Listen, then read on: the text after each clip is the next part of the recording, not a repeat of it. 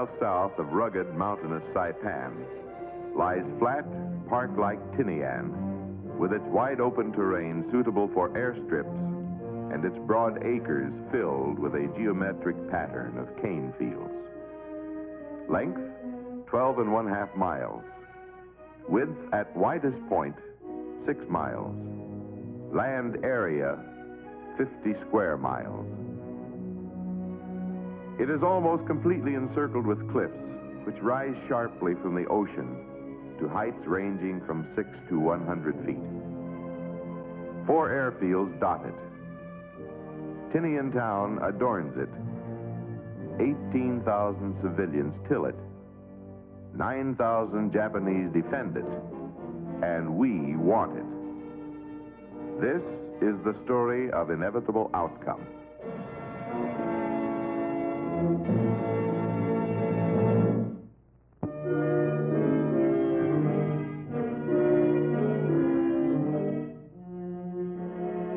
Here is your host, General Holland M. Smith, former Commanding General Fleet Marine Force Pacific Area, United States Marine Corps. After we captured Saipan, we had to take Tinian. We needed its flat plain to build airfields long enough and heavy enough to support the B-29. We needed to destroy the enemy's ability to observe our activities on Saipan and report them to Tokyo. We had excellent intelligence on Tinian, thanks to scouting parties which went ashore, mapped the beaches, charted the tide, and reported on mines and demolitions. We also had excellent aerial photographs and some captured Japanese documents giving the size, strength, and unit numbers of the defenders. There were 7 possible assault beaches. Yellow on the east coast was where they might expect us to land. Scouting parties went ashore the night of 10-11 July. They reported obstacles, underwater mines, potholes, 25-foot cliffs on each flank, double apron barbed wire on the beach, and evidence of fortifications beyond.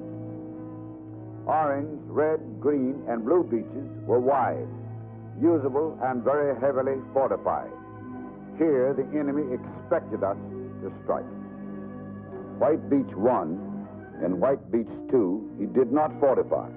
They were narrow, flanked by rough, rocky cliffs, and protected by powerful offshore current. The enemy had not planted mines, obstacles, or prepared shore positions. He calculated that only a fool would try to land there. Landings anywhere else were out of the question. The surf was too rough, and the cliffs were too high. We held many a planning conference before we decided on our procedure. On paper, it was simple. Here's how it worked. There are 2 natural elements which can wreck our planned assault, a storm or heavy ground swells. 3 days before the operation, planes ranged 1,500 miles in each direction, alert for these possibilities. Their reports are favorable. But this is the typhoon season, so cargo planes on Inuitok are alerted, capable of dropping 30 tons of supply per day, 100 tons when the airfield at Yushi Point is secured and usable. Tinian has been under constant bombardment 43 days.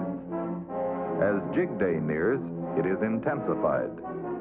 24,536 rounds of artillery fire will be hurled on a 24-hour basis, an average of 1 shell per minute for the next 15 days.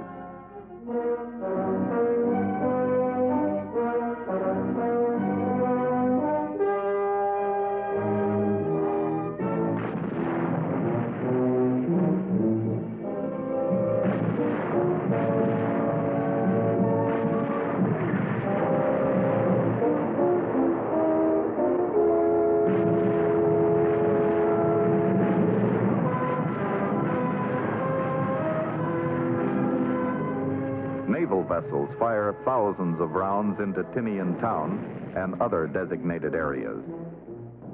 358 Army, Navy, and Marine planes drop 97 tons of bombs. 7 transports stand by. As the softening process draws to its close, the Marines go down the nets, enter the landing craft, begin their run toward Tinian town.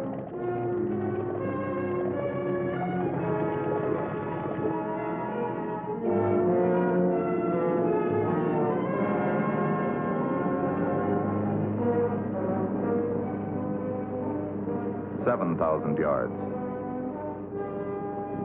5,000. 4. 3.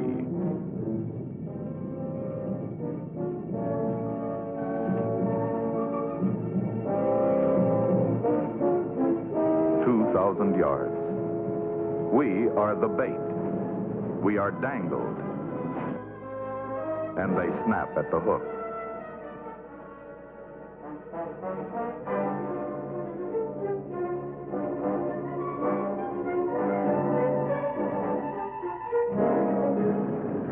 Their shells rip the water, but there are no casualties.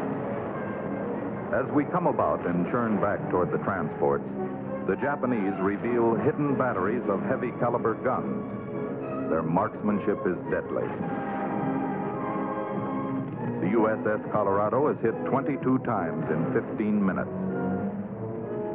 As other naval vessels rush in to cover her withdrawal, the Norman Scott is hit 6 times. But the enemy has blundered, has revealed his positions. He is stripped of concealment, and shortly, of his life. Our diversion has succeeded. No landing was planned in this area. And while this has been happening here, the real assault has hit the beaches to the northwest. White 1 is narrow, can accommodate only 4 LVTs abreast. 4 others nose into the ledge, and the men claw their way onto the land.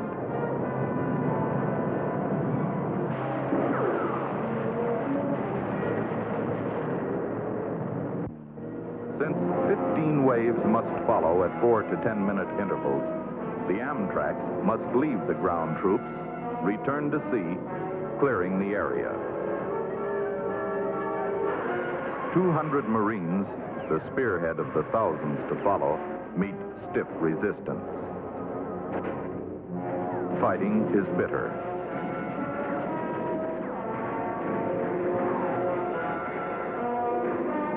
After the first 200 yards, fighting is brief.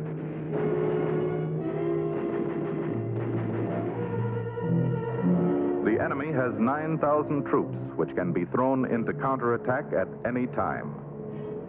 Our problem is to get enough men, equipment, and supplies ashore to withstand such an attempt and punch and hold a deep perimeter.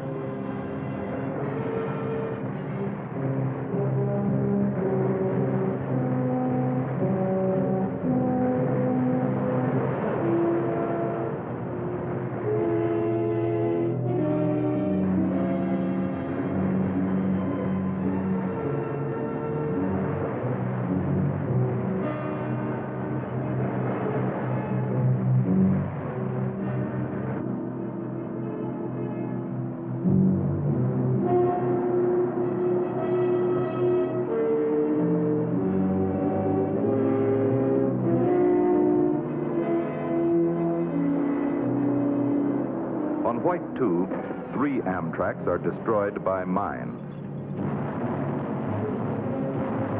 On one flank, 2 pillboxes guarded by rifle pits and machine gun positions bar the way.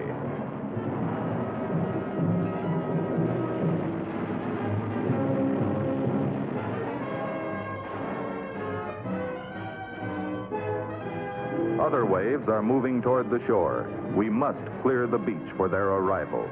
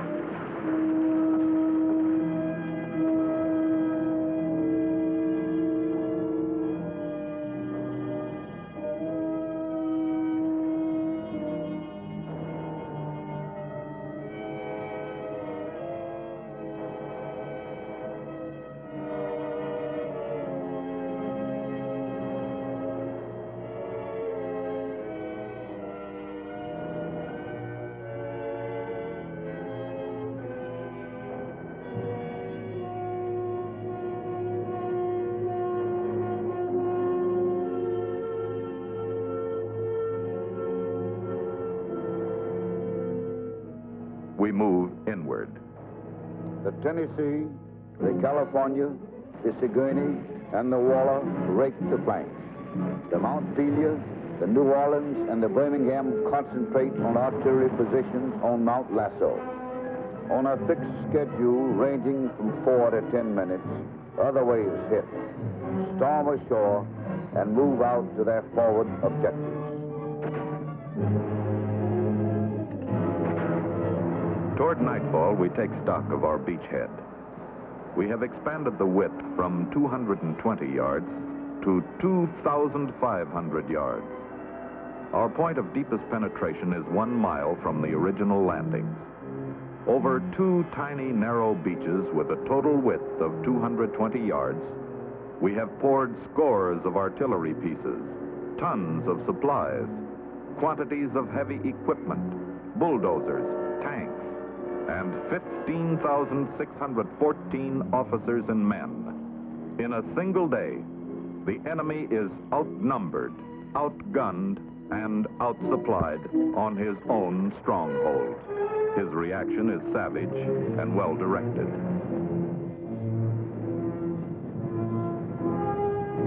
You cannot photograph the fighting and the dying of the night, but its aftermath is clearly visible with the coming of day. Have you ever fought for your life in a night so black that the only light comes from an enemy rifle as you shoot it out muzzle to muzzle? This Marine did. Have you seen the glint on steel as you thrust and parry, bayonet to bayonet?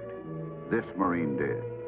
Have you fought it out hand to hand, man to man, and emerged victorious? This Marine did. At 2 in the morning, several thousands of the enemy struck both flanks and our center. For 3.5 hours, the night fighting raged.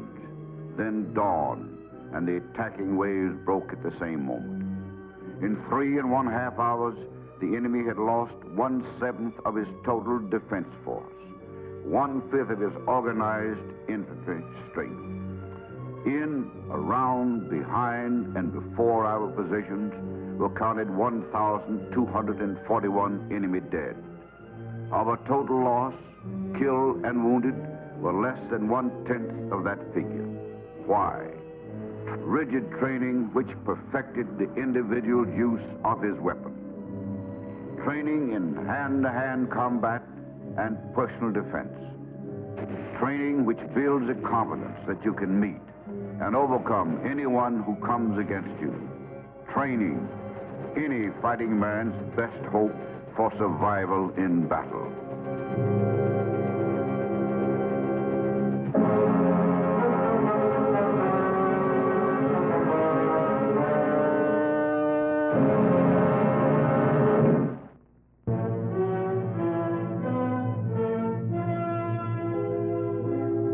With one small exception, no local water supply is taken during our first days of conflict.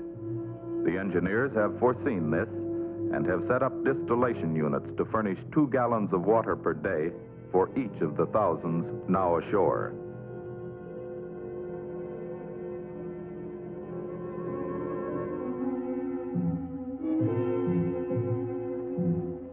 The bad weather we have feared makes its appearance on Jig +4.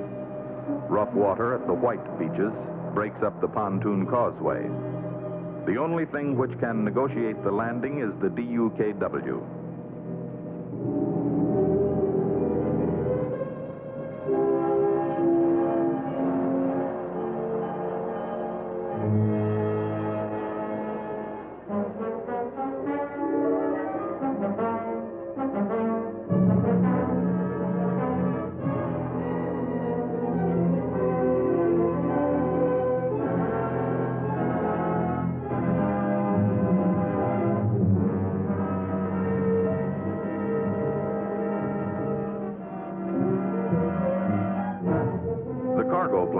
Standing by on Aniwitak, gorge their fat bellies with rations and begin their shuttle runs.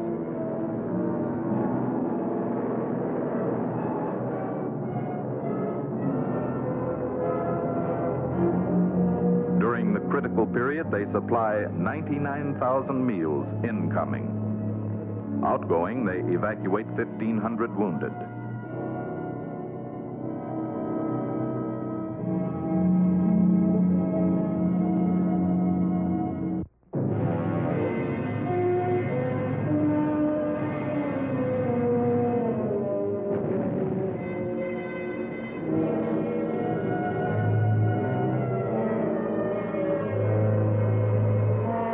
After 5 days of fighting, we enter Tinian town. It appears deserted.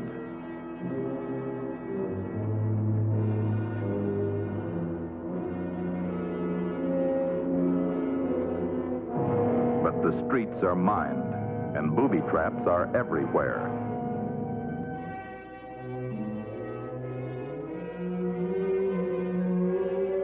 One lone Japanese bars our advance. The others have withdrawn, taking 65% of their strength into the caves, hills, and crevices of the southern tip. This will be another Saipan, unless something is done to dig them out one by one.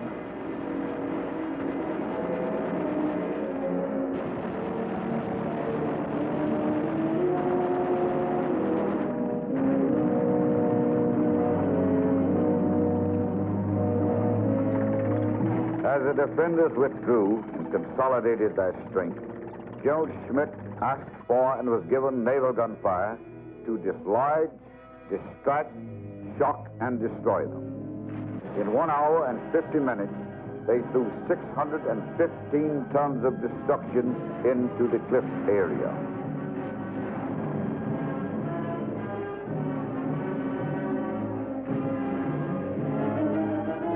.126 Army, Navy, and Marine planes take over. In 40 minutes, they drop 69 tons of destruction.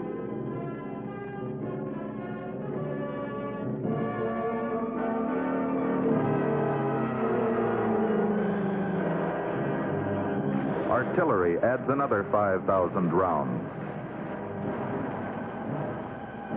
While they are shaken, we offer honorable surrender. A captured Japanese assures full terms of the Geneva Conference. Some civilians accept.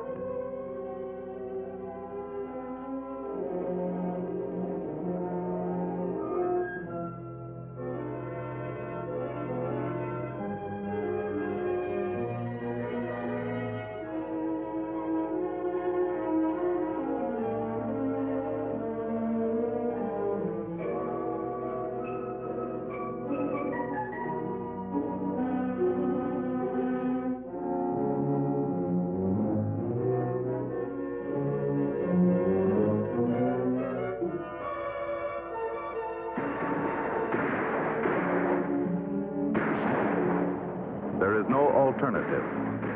We must take the height. Tanks are brought up. Their fire pokes and probes for the hidden positions.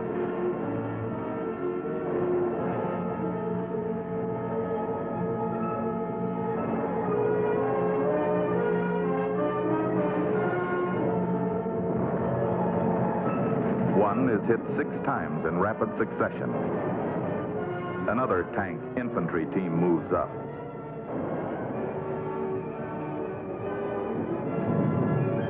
We burn away the concealing cover.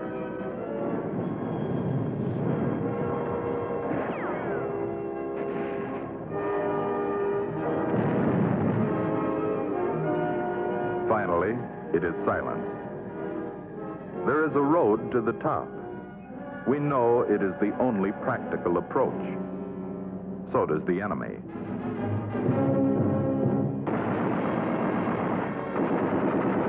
A Company, 8th Marines, claws its way to the top. C Company follows to exploit the breakthrough.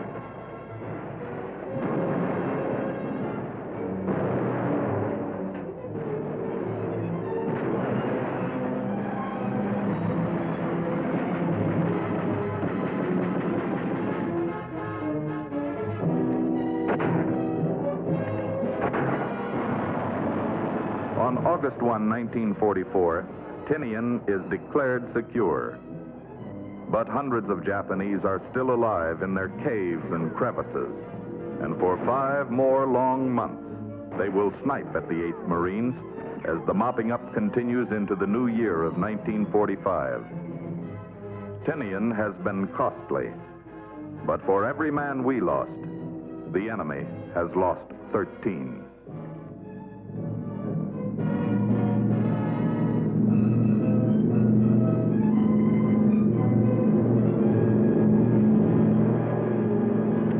This is your son.